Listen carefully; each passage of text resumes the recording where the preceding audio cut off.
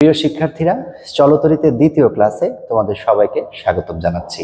আসো আমরা আজকের কন্টেন্টটা একটু দেখার চেষ্টা করি। যে এই বিন্দুটা থেকে 4 অ্যাম্পিয়ারের তড়িৎ, ভালো করে বুঝো, এই বিন্দু থেকে 4 অ্যাম্পিয়ারের তড়িৎ এই বিন্দুটায় আসলো, রাইট?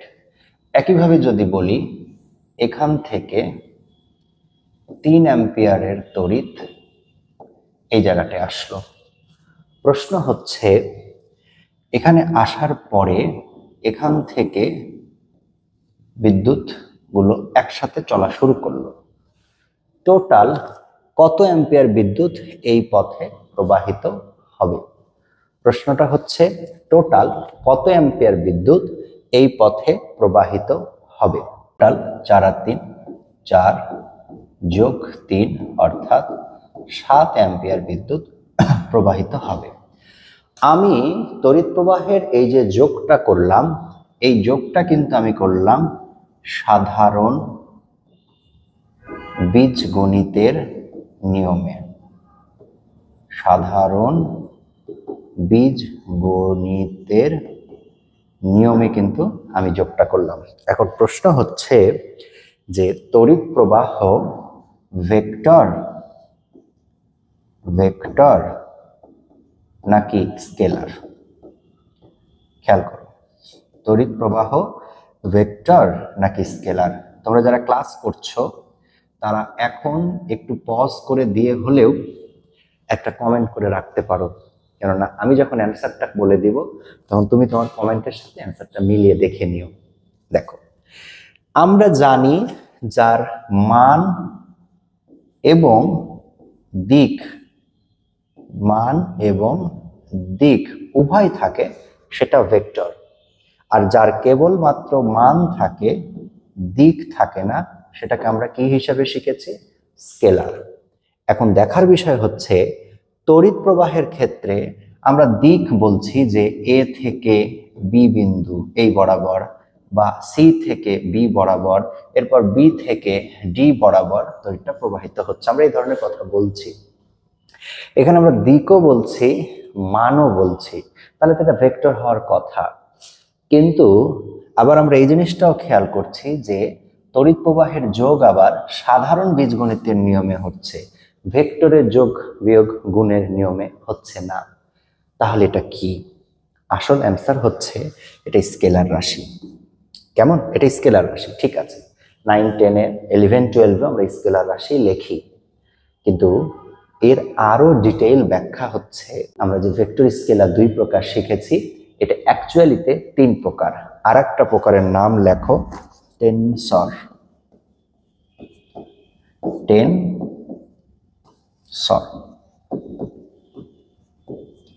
টেনসর অর্থাৎ টেনসর হচ্ছে এমন একটা অবস্থার কথা বোঝাচ্ছি যেখানে মান দিক এগুলো থাকা সত্ত্বেও সেটা সাধারণ বীজগণিতের নিয়মকে ফলো করে যোগ বিয়োগ করা যায়। সেটা ভেক্টর স্কেলারের বাইরে গিয়ে তখন এর নাম আমাদের বলা হয়ে থাকে টেনসর। তাহলে তড়িৎ প্রবাহ হচ্ছে টেনসর রাশি। তড়িৎ প্রবাহ হচ্ছে টেনসর রাশি। এখন তুমি প্রশ্ন করতে পারো যে আচ্ছা, আমি পরীক্ষার খাতায় বা পরীক্ষার প্রশ্নে এমসিকিউতে অ্যান্সারটা কি দিব? ভালো করে খেয়াল করো। যদি পরীক্ষার প্রশ্নে বলে যে এটা টেনসর নাকি স্কেলার নাকি ভেক্টর, তখন তুমি অবভিয়াসলি কি দিবা? টেনসর দিবা। কিন্তু তোমাদের এমন বলার কথা না, তোমাদের হয় ভেক্টর অথবা স্কেলার বলবে, তখন তুমি স্কেলার দিবা। তাহলে আমি এটা কেন শিখালাম? শেখানোর জন্য। তুমি জানলে, শিখলে যেটা দ্বারা টেনসর বোঝানো হয়ে থাকে। টেনসরের আর একটা এক্সাম্পল যদি তোমাকে দিতে বলি, আর একটা এক্সাম্পল হচ্ছে চাপ। চাপটা কি? বল ডিভাইডেড বাই ক্ষেত্রফল, P = F / A। এটা হচ্ছে চাপ। এই যে দেখো, চাপের কিন্তু একটা দিক উল্লেখ করে আমরা বলি যে আমি এই যে দাঁড়িয়ে আছি, আমি লম্বভাবে আমার পা বরাবর নিচের দিকে যে বলটা ক্রিয়া করাচ্ছি সেটার একক ক্ষেত্রফলে আমি যে প্রযুক্ত বল দিচ্ছি সেটা হচ্ছে কি? চাপ। একক ক্ষেত্রফলে আমি যে বলটা প্রযুক্ত করছি সেটা হচ্ছে কি? চাপ। তাহলে আমি তো একটা নির্দিষ্ট ডিরেকশনে দিচ্ছি, রাইট?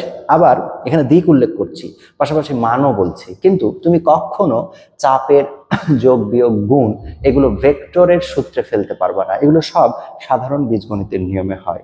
সুতরাং চাপও একটি টেনসর, চাপও টেনসর। তবে আমি আবারও বলছি যে যেহেতু আমাদের নবম দশম বা এইচএসসি লেভেলেও টেনসরটাকে ওইভাবে ইন্ট্রোডিউস করানো হয়নি, আমাদের ক্ষেত্রে ভেক্টর স্কেলারটাকে দেয়া হয়েছে, আমরা ভেক্টরের স্কেলার নিয়েই থাকবো। টেনসরটা আমাদের জানার জন্য আমি জানাই দিছি, রাইট? আশা করছি বুঝতে পেরেছো। এবার আসো আমরা একটু ওহমের সূত্রটা শিখি। ওহমের সূত্রে কি বলা হয়েছে? ওহমের সূত্রে বলা হয়েছে স্থির তাপমাত্রায় কোনো পরিবাহীর মধ্য দিয়ে যে পরিমাণ তড়িৎ প্রবাহিত হয় সেটি ওই পরিবাহীর দুই প্রান্তের বিভব পার্থক্যের সমানুপাতিক। আশা করছি এটা তোমাদের সবার জানা আছে, এটা আমরা ক্লাস 8 থেকে শিখে আসতেছি। তাহলে আমি যদি এটাকে লিখি, তাহলে আমি কি লিখবো? আমি লিখবো I সমানুপাতিক V, অর্থাৎ তড়িৎ প্রবাহ বিভব পার্থক্যের কেমন সমানুপাতিক। একটু মনোযোগ দিয়ে বোঝার চেষ্টা করি।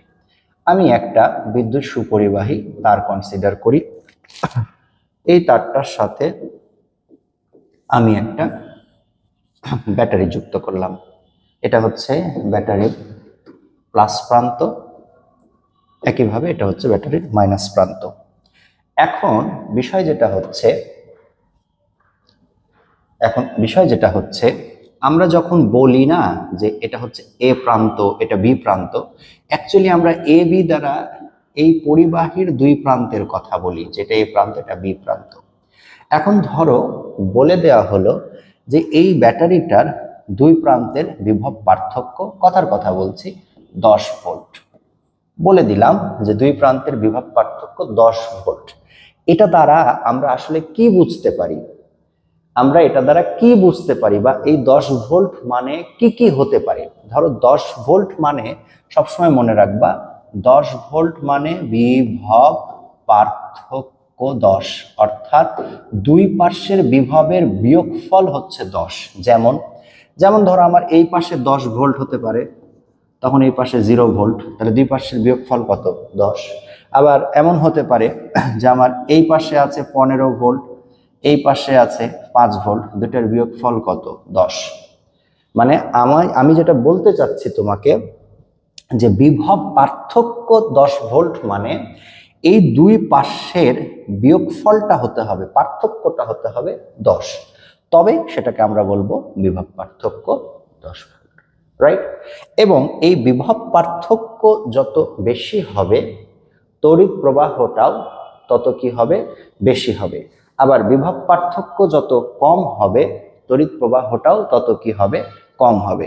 আমি তোমাদেরকে এটার একটা প্র্যাকটিক্যাল করে দেখাই, হাতে কলমে করে দেখাই যে বিভব পার্থক্য কম বেশি হওয়ার সাথে সাথে আমাদের তড়িৎ প্রবাহটা কতটুকু কম বেশি হতে পারে। কেমন? তো সবাই প্র্যাকটিক্যালটা একটু ভালো করে আগে দেখো, বুঝো, তারপরে আমরা পরের ক্লাসটা শুরু করতেছি, রাইট? খেয়াল করে দেখো, আমার এখানে 3টা বাল্ব সমান্তরাল সন্নিবেশে সংযুক্ত করা আছে। এই সাইডে দেখলেই বুঝতে পারবা এটা হচ্ছে সমান্তরাল সন্নিবেশ, রাইট? 3টা আলাদা আলাদা ভাবে। আর এখানে একটা তার দিয়ে যেটা করা হয়েছে সেটা হচ্ছে অনুক্রমিক সন্নিবেশ। আমরা সন্নিবেশ যখন পড়বো তখন এটা বানানো শিখাই দিব। এখন একটু মনোযোগ দিয়ে দেখো, আমি যে কাজটা করতেছি সেটা হচ্ছে এইখানে একটা রেগুলেটর লাগানো আছে। এই রেগুলেটরটা কি করবে? ভোল্টেজটাকে কম বেশি করে দিবে। দেখো আমি এখন ভোল্টেজ কমিয়ে রেখেছি, তার মানে তড়িৎ প্রবাহ নাই। আমি দেখো একটু একটু করে ভোল্টেজ বাড়াচ্ছি, তড়িৎ প্রবাহ বাড়ছে। খেয়াল করে দেখো, এই যে আমি এখানে ভোল্টেজটাকে কি করলাম? কমিয়ে দিলাম, তড়িৎ প্রবাহিত নাই, আলো নাই। একটু একটু করে ভোল্টেজ বাড়াচ্ছি, আর একটু বাড়াচ্ছি, আর একটু বাড়াচ্ছি, রাইট? আবার এই যে কমিয়ে দিলাম। এই যে আমরা যখন 2 জন ডিনার করতেছি, অল্প আলো, আর একটু বেশি জনসংখ্যা হলো, বেশি আলো, পুরো ফ্যামিলিতে ডিনার করতেছি, প্রচুর আলো। এই যে আমরা এইখানটাতে বিভব পার্থক্য কমাচ্ছি, তড়িৎ প্রবাহ কমে যাচ্ছে, বিভব পার্থক্য বাড়াচ্ছি, তড়িৎ প্রবাহ বেড়ে যাচ্ছে, এটাই হচ্ছে I সমানুপাতিক, এটাই হচ্ছে মূলত I সমানুপাতিক V, অর্থাৎ বিভব পার্থক্য বাড়লে তড়িৎ প্রবাহ বাড়ে এবং বিভব পার্থক্য কমলে তড়িৎ প্রবাহ কমে। শিক্ষার্থীরা, আশা করছি প্র্যাকটিক্যালটা দেখেছো, তোমরা সবাই প্র্যাকটিক্যাল দেখে হয়তো বুঝেও গেছো যে বিভব পার্থক্য কম বেশি করার সাথে সাথে আমাদের তড়িৎ প্রবাহটা কতটুকু কম বেশি হচ্ছে। এবার আসো আমরা এই সূত্রটাকে কতটুকু ভাবে সাজিয়ে গুছিয়ে কিভাবে প্রকাশ করতে পারি। দেখো আমাদের বলা হয়েছে I সমানুপাতিক V। এখন আমরা এখানে তো সমানুপাতিক চিহ্ন উঠিয়ে দিব, সমান সমান চিহ্ন দিব, এখানে একটা ধ্রুবক দিব, তার সাথে আমরা V কে গুণ করে তুলব। ভালো করে বোঝার চেষ্টা করো। এখন এখানে যে সমানুপাতিক ধ্রুবকটা আসবে, এই ধ্রুবকটা কিন্তু এমন না যে এটা একেবারে সার্বজনীন ধ্রুবক। সার্বজনীন ধ্রুবক বলতে যেমন আমরা নিউটনের মহাকর্ষীয় সূত্র পড়েছি, সেখানে আমরা কি পড়েছি 6.673 × 10⁻11। এটা একেবারে মুখস্থ ফিক্সড। কিন্তু আমরা এখানে যে ধ্রুবকটা দিব, এই ধ্রুবকটা না চেঞ্জ হতে পারে, উপাদানের উপরে ডিপেন্ড করবে। এক একটা নির্দিষ্ট বস্তু অর্থাৎ নির্দিষ্ট পরিবাহীর জন্য এই জি এর মানটা ভ্যারি করবে কিন্তু। তবে হ্যাঁ, এটা কিন্তু কনস্ট্যান্ট। কিভাবে কনস্ট্যান্ট? এটা ধরো যে এটা একটা কপারের তার, তার জন্য এক ধরনের তুমি জি এর মান বলতে পারবা, অ্যালুমিনিয়াম হলে এক ধরনের বলতে পারবে। উপাদানের উপর এটা কি করবে? ডিপেন্ড করবে। কথা কিন্তু ভালো করে বোঝার চেষ্টা করো মনোযোগ দিয়ে। এখন আমি এই জায়গাটা একটা কে বসাতে পারি বা একটা এখানে জি বসাতে পারি, যেটা হোক আমি এখানে বসালাম, আমি এখানটায় জি বসালাম। এটা হচ্ছে আমার একটা ধ্রুবক। এখানে আমি যে জিটা বসাইলাম, এই জিটা আমার এখানকার জন্য একটা ধ্রুবক, এখানকার জন্য এটা একটা কি কনস্ট্যান্ট। এখন খুব মনোযোগ দিয়ে দেখো যে এই যে আমি জিটা এখানে বসিয়েছি, এই জিটা তো ভি এর সাথে গুণ আকারে আছে। জিটা ভি এর সাথে কি আকারে আছে? গুণ আকারে আছে। অর্থাৎ আমার জি এর মান যদি বেশি হয় তাহলে গুণের সংখ্যা বেশি, গুণের সংখ্যা বেশি হলে আলটিমেটলি আমার কিসের মান? আয়ের মানটা বেশি হবে। আয়ের মানটা কি হবে? বেশি হবে। অর্থাৎ এই জি কিন্তু আমাকে তড়িৎ প্রবাহে সহায়তা করছে, তড়িৎ প্রবাহে সহায়তা করছে। ভালো করে বোঝার চেষ্টা করো। আবার বলতেছি, জি এর মানটা যদি আমি বাড়াই তাহলে গুণের সংখ্যা বেড়ে গেল। গুণের সংখ্যা যদি বেড়ে যায় তাহলে আলটিমেটলি এই দুটার গুণফল বেশি হবে, অর্থাৎ আমার আয়ের মান বেশি হবে। আবার জি এর মানটা যদি আমি কমাই, তার মানে গুণের সংখ্যা কমে গেল। গুণের সংখ্যা, ধরো কথার কথা আর সহজ ভাবে বলি যে জি এর মান 2, তাহলে 2 গুণ হলে কি 2v, তার আয়ের মান দ্বিগুণ হচ্ছে। আমি জি এর মান 5 দিই তাহলে কি 5v, তার আয়ের মান কি 5 গুণ হচ্ছে। জি যত বেশি হবে আমার এখানে কি বলে আয়ের মান তত বেশি হবে। তাহলে এটা কি তড়িৎ প্রবাহের মান বাড়াই দিতে সহায়তা করতেছে না? অবশ্যই করতেছে। এইটা যে সহায়তা করতেছে, এই জন্যই কিন্তু আমাদের এই জিটাকে বলা হয়ে থাকে পরিবাহিতা। পরিবাহিতা অর্থাৎ জি তড়িৎ প্রবাহটাকে হেল্প করছে। এখন একটু বোঝো তো, তড়িৎ প্রবাহকে সহায়তা করছে যে সে হচ্ছে জি, তাহলে তার বিপরীত কি হবে? যে সহায়তা করছে না, যে সহায়তা করছে না, তাহলে তড়িৎ প্রবাহে বাধা দিচ্ছে এমন, সেটা হচ্ছে জি এর বিপরীত। জি হচ্ছে পরিবহনে সহায়তা করে, আর জি এর বিপরীত রাশিটা পরিবহনে সহায়তা করে না, তার নাম হচ্ছে রোধ। ভালো করে বুঝো। তাহলে জি ইজ ইকুয়াল টু 1/r, মানে জি হচ্ছে রোধের বিপরীত। রোধের বিপরীত, খেয়াল করো, রোধ তড়িৎ প্রবাহকে বাধা দেয়, তাহলে রোধের বিপরীত, বাধার বিপরীত যে তড়িৎ প্রবাহকে সহায়তা করে। রোধ হচ্ছে বাধা। যদি আমি শুধু আর লিখতাম তাহলে বুঝতাম কি বাধা, আর যখন আরটাকে বিপরীত করে দিয়েছি তখন এটা বাধার পরিবর্তে হয়ে গেছে কি সহায়ক, আর সহায়কটাকে জি। ভালো করে বোঝার চেষ্টা করো। আমি যদি শুধু আর লিখতাম তাহলে বুঝতাম বাধা, বাধার বিপরীত তার মানে কি সহায়ক, সহায়কটাকে জি, তার মানে জি ইজ ইকুয়াল টু কি 1/r। তাহলে আমার I সমান সমান V divided by R, I সমান সমান V ডিভাইডেড বাই R, অর্থাৎ V is equals to I R। এটাই হচ্ছে আমাদের ওহম সাহেবের সূত্র। তুমি এটাকে এটাও লিখতে পারো, R সমান সমান V বাই I। এই হচ্ছে আমাদের ওহমের সূত্র, এবং ওহমের সূত্রে যে আমরা এটা ব্যবহার করি, এই সবগুলো ইনফরমেশন এখানে দেয়া হলো। আশা করছি বুঝতে পেরেছো। এবার আসো, এই ওহমের সূত্রে অনুযায়ী আমরা দুটো গ্রাফ করব, এবার দি হচ্ছে ভি। এখন আমরা এখানে একটা হচ্ছে ভি ভার্সেস আই, একটা আই ভার্সেস ভি, আমরা দুটো লেখচিত্র এঁকেছি। কোয়েশ্চেন হচ্ছে এই দুটো লেখচিত্রতে আমরা যে মূল বিন্দুগামী সরল রেখাটা পাবো সেটা স্লোপ বা ঢালের মান কত। দেখো মূলবিন্দুগামী সরলরেখা যেটা পাবে, এখানে একটা পেলা আর এখানে একটা পেলা, এই হচ্ছে দুইটা মূলবিন্দুগামী সরলরেখা। এখন এই মূলবিন্দুগামী সরলরেখার স্লোপের মান কত বা ঢাল কত, তাহলে আমরা একটু আগে সুন্দর করে সাজাই। তুমি একটু ভালো করে দেখো, আমরা এটা জানি কিনা যে v is equal two IR, তো আমি এটাকে লিখি RI। v is equal two তো IR, তো আমি এখানে লিখলাম কি v is equal two RI।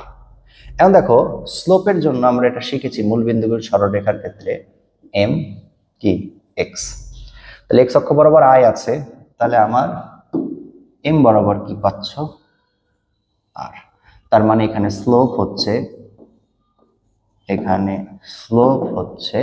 r, এখানে স্লোপ কি হচ্ছে r। আবারও বলতেছি v is equal two IR, সেটাকে আমরা লিখলাম RI, আমরা একটু আমাদের মতো সাজিয়ে লিখলাম। তারপরে হচ্ছে y is equal two mx, তাহলে m বরাবর আমি কি পেলাম r, তার মানে আমার এই জায়গাটাতে আমি স্লোপ পেলাম অ্যাকচুয়ালি কি, আমার স্লোপ কত r। এবার আসো আমরা এইটাতে দেখি, এইটাতে আমার স্লোপ কি হচ্ছে, মনোযোগ দিয়ে বোঝার চেষ্টা করো সবাই। দেখো এখন এটার জন্য আমি কি করতে পারি, I is equal to v by r, তাহলে আমি v বাই r না লিখে IR ইন্টু v লিখি। I is equal to v by r, তাহলে আমি 1 বাই r ইন্টু v লিখলাম। একই সিস্টেমে লেখো y is equal two mx, তাহলে এখন তুমি m বরাবর কি পাচ্ছ দেখো তো, m বরাবর কি পাচ্ছ, m বরাবর m ইজ ইকুয়াল টু পাচ্ছ 1 বাই r, তাহলে স্লোপ হচ্ছে 1 ডিভাইডেড বাই r। ভাই 1 ডিভাইডেড বাই r মানে তো g, 1 ডিভাইডেড বাই r মানে কি g। এবার আসো আমরা একটু রোধ সম্পর্কে পড়ার চেষ্টা করি, যে রোধ জিনিসটা আসলে কি, রোধ দ্বারা আমরা কি বুঝে থাকি। এটা রোধের যে আমাদের পূর্বের যে সংজ্ঞা টঙ্গা আছে, যেগুলো আছে এগুলো আমরা মুখস্থ করবো, এগুলো আমরা সব জানি, সব শিখেছি, সবই ঠিক আছে। এখন রোধের আমরা যদি একটু ব্যাখ্যা বিশ্লেষণে যাই তাহলে আমাদের কি আসে দেখো, রোধ হচ্ছে পরিবাহীর একটা ধর্ম, যে ধর্মের কারণে তড়িৎ প্রবাহটা বাধাগ্রস্ত হয়। অর্থাৎ বিদ্যুৎ যে চলাচল করবে, তড়িৎ যে প্রবাহিত হবে, সেটা যে বাধাগ্রস্ত হয়, যে ধর্মটার জন্য এই বাধাটা আসে, সেটাকে বলা হচ্ছে কি রোধ। তাহলে রোধটা কিভাবে উৎপন্ন হয়েছে বা রোধের সৃষ্টিটা কোথা থেকে হয়েছে বা রোধের জন্মটা কোথা থেকে, আমরা একটু সেটা দেখি। ধরো এটা আমার একটা কপারের পরিবাহী, আমি জুম করে দেখাচ্ছি তোমাদেরকে, নাকি কপার, আচ্ছা ভালো কথা, এটার সাথে আমরা সংযোগ স্থাপন করছি, সবই ঠিক আছে। এইটা যে কপার, এর মধ্যে কিন্তু অসংখ্য পরিমাণে অ্যাটম রয়েছে, তোমরা তো এটাকে অস্বীকার করতে পারবে না, এর মধ্যে অসংখ্য পরিমাণে কি রয়েছে, অ্যাটম রয়েছে, অ্যাটম রয়েছে, কি রয়েছে, অ্যাটম। একইভাবে এখানে তো অসংখ্য পরিমাণে মুক্ত ইলেকট্রন ছোটাছুটি করছে, এটাও মানতে হবে, কেননা এটা তো সুপরিবাহী, সুপরিবাহী হলে এর মধ্যে কি রয়েছে, মুক্ত ইলেকট্রন। তাহলে একটা কপারের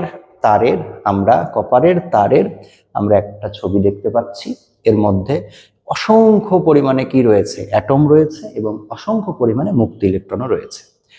অ্যাটম কিন্তু মুক্ত ইলেকট্রনের চেয়ে সাইজে অনেক বড়, অনেক বড়। আমরা একটু এভাবে কনসিডার করি যে কথার কথা যে এইটা একটা মুক্ত ইলেকট্রন, হলুদটা, আচ্ছা হলুদ কালার না দিই, তোমাদের বোঝার সুবিধার্থে আমি হলুদ কালার না দিই, এই জায়গাটা একটা অন্য কালার দিই, এই কালারটা দিই। দেখো এটা হচ্ছে একটা মুক্ত ইলেকট্রন আর সাদাগুলো সব হচ্ছে অ্যাটম। এখন এই যে মুক্ত ইলেকট্রনগুলো যখন ছোটাছুটি করছে, এই ছোটাছুটি করতে গিয়ে এরা কি অ্যাটমগুলোর সাথে ধাক্কা খাবে না? অবশ্যই কিন্তু ধাক্কা খাবে। আমি কিন্তু আবারও বলছি, এর আগে তারণ বেগ পড়ার সময় আমরা যেটা পড়েছি যে একটা মুক্ত ইলেকট্রন আর একটা মুক্ত ইলেকট্রনের সাথে ধাক্কা লেগে লেগে সরে যাচ্ছে। এবার আমরা যেটা করতেছি সেটা হচ্ছে যে একটা অ্যাটমের সাথে আমাদের এই মুক্ত ইলেকট্রনটা, একটা অ্যাটমের সাথে আমাদের মুক্ত ইলেকট্রনটা ধাক্কা খাবে। এখন অ্যাটম তো বড়, মুক্ত ইলেকট্রন তো ছোট, তাহলে ধাক্কা লাগার সাথে সাথে মুক্ত ইলেকট্রনটা তার ডিরেকশন চেঞ্জ করতে বাধ্য হবে। বোঝার চেষ্টা করো। এখন কি হলো, আমাদের এখান থেকে এই মুক্ত ইলেকট্রনটা যখন যাত্রা শুরু করলো, এখানে গিয়ে এর সাথে বাড়ি খেলো, ঢুস, আবার এখান থেকে সে সেখানে বাড়ি খেলো, ঢাস, আবার এখানে এসে বাড়ি খেলো, ঢুস।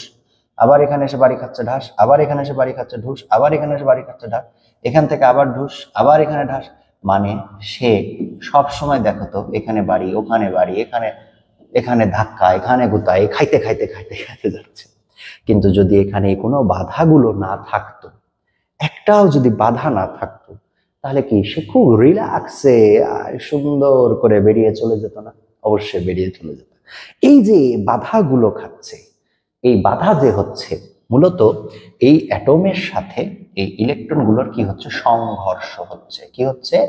সংঘর্ষ হচ্ছে। আমি আবারও বলতেছি, এই অ্যাটমের সাথে এই ইলেকট্রনগুলো সংঘর্ষ হচ্ছে। এই সংঘর্ষ মানে বাধা পাচ্ছে, অর্থাৎ রোধ হচ্ছে, রোধ।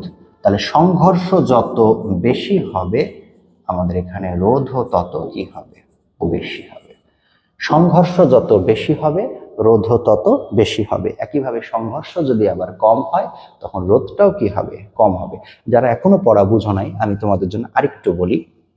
ধরো সাপোজ যে আমি এইরকম একটা ঢালের ওপরে সে কথার কথা আরেকটু বাড়িয়ে দিই, এরকম একটা ঢালুর উপরে আমি এখান থেকে একটা বলকে গড়িয়ে দিব, আমি গড়িয়ে দিব। তাহলে ফাঁকা স্লোপ হয়ে আছে, এই স্লোপ দিয়ে এখান দিয়ে একটা বল গড়িয়ে দিলে সে সুন্দর গড়িয়ে চলে আসবে না? চলে আসবে, কোনো বাধা নাই, রিল্যাক্সে গড়িয়ে সে নিচের দিকে চলে আসবে। কিন্তু এখন আমি করলাম কি যে এইখানে একটা খুঁটি দিয়ে দিলাম, এইখানটায় একটা খুঁটি দিয়ে দিলাম, এখানে একটা খুঁটি দিলাম, সব জায়গায় আমরা কি করতেছি? একটা একটা করে খুঁটি দিয়ে, যে আমার যেখানে খুঁটি দিলাম। এই খুঁটি দেওয়ার ফলে কি ঘটনা ঘটলো? এটা যখন আগে ফাঁকা ছিল তখন সুন্দর গড়িয়ে চলে আসলো, কিন্তু এখন তো খুঁটি দিয়ে দিছি, এখন কি হবে? এই গড়িয়ে আসতে গিয়ে এখানে এসে একটা বাড়ি খাবে, বাড়ি খেলো, তখন এখান থেকে বাড়ি খেয়ে সে আবার এখানে এসে বাড়ি খাবে, এখান থেকে সে আবার এখানে এসে বাড়ি খাবে, এখান থেকে সে আবার কি করবে বলো তো? এই পাশে এসে বাড়ি খাবে, আবার এখান থেকে হয়তো এদিকে এসে বাড়ি খাবে, এদিকে বাড়ি খাবে, এদিকে বাড়ি খাবে। মানে সে আর আগের মতো সই চালানোতে আসতে পারবে না। এদিকে বাড়ি খাবে, এদিকে বাড়ি খাবে, এদিকে বাড়ি খাবে, এদিকে বাড়ি খাবে। অর্থাৎ তার প্রতিনিয়ত তার কি হইতে থাকবে? সংঘর্ষ হইতে থাকবে, মানে রোধ হতে থাকবে, মানে তার চলার পথে তাকে বাধা দেওয়া হবে। এই যে সংঘর্ষ, এটাই মূলত রোধ। এভাবেই কিন্তু রোধের উৎপত্তিটা হয়। এই সংঘর্ষের মাধ্যমে বারবার বাধা পেতে পেতে পেতে পেতে পেতে সে এই রোধটা কি হয়ে থাকে? প্রডিউস হয়ে থাকে। এটাই রোধের উৎপত্তি। আশা করছি পড়াটা বুঝতে পেরেছো। এবার দেখো, আমরা রোধের সূত্র সম্পর্কে একটু পড়াশোনা করি। রোধের সূত্র,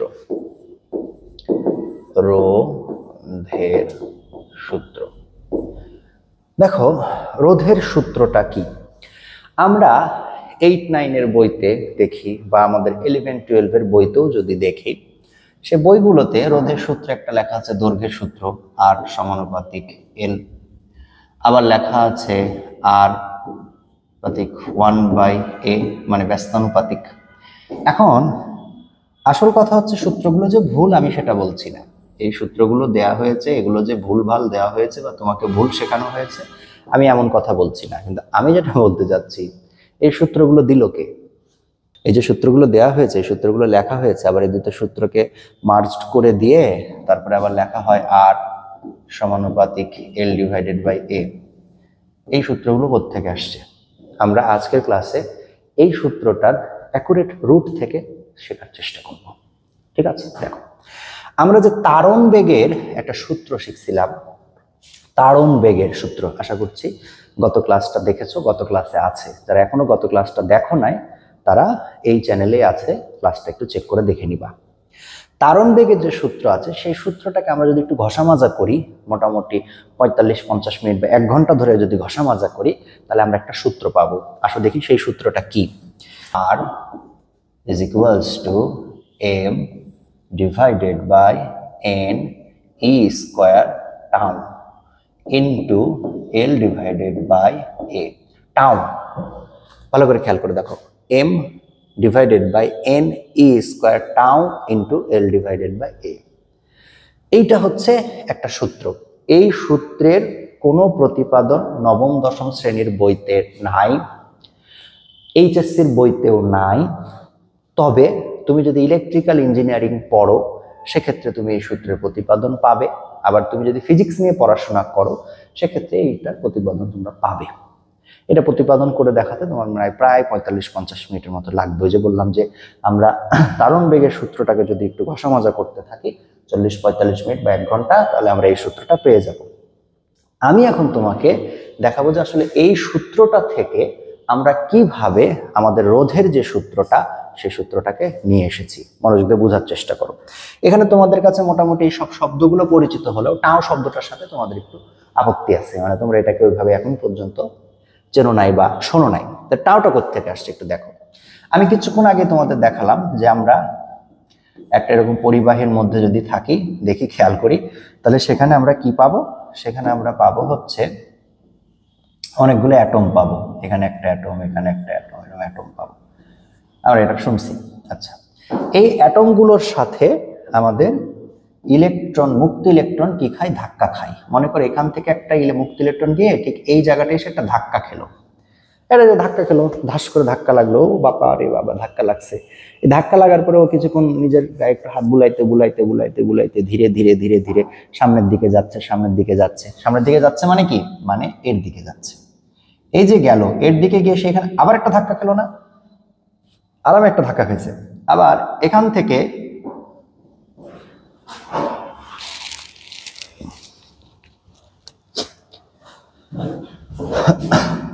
দেখো আবার এখানে ধাক্কা খাওয়ার পরে আবার এখানে গেল। অর্থাৎ দেখো এই যে এখানে একটা ধাক্কা খেলো, তার কিছু সময় পরে কিন্তু সে এইখানটা একটা ধাক্কা খাচ্ছে। আমি এই ছবিটাকে একটু জুম করে দেখাই, খেয়াল করে দেখো। এইখানে একটা ধাক্কা খেলো, এখানে ধাক্কা খাওয়ার কিছু সময় পরে গিয়ে সে এখানে আবার একটা ধাক্কা খাচ্ছে। তাহলে একটা ধাক্কা খাওয়ার পরে আর একটা ধাক্কা খেতে তার একটা সময় লাগতেছে। এই একটা ধাক্কা থেকে আর একটা ধাক্কার মাঝে যে সময়টুকু সেটাই হচ্ছে টাউ। আবার এখানে একটা ধাক্কা খাওয়ার পরে এখানে আবার একটা ধাক্কা খেতে যে মাঝের যে সময়টুকু সেটা হচ্ছে টাউ। টাউকে বলা হয়ে থাকে রিল্যাক্সেশন টাইম। রিল্যাক্সেশন অর্থাৎ রিল্যাক্সেশন বলতে আমরা বলতে পারি জিরানোর সময় বা আরাম করার সময়, তাই না? রিল্যাক্স করা, আরাম করা বা জিরানো, রিল্যাক্সেশন টাইম, রিল্যাক্সেশন পিরিয়ড বা রিল্যাক্সেশন টাইম। ভালো করে বোঝার চেষ্টা করো আমার কথাটা। রিল্যাক্সেশন টাইম মানে হচ্ছে জিরানো বা আরাম করার।